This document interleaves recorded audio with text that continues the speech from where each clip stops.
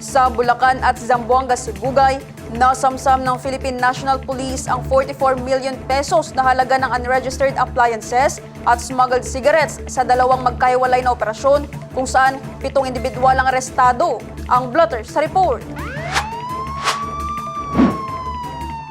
Sa isinagawang raid ng CIDG Regional Field Unit 3, Bulacan PPU at Bukawi MPS, naaresto ang 5 sospek kabilang ang isang Chinese national at 4 na Filipino dahil sa paglabag sa Republic Act 7394 o Consumer Act of the Philippines.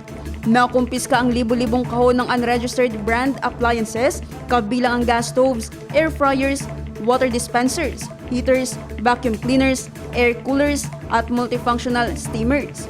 Tinatayang aabot sa 43,733,700 pesos ang halaga ng mga nasamsam na appliances.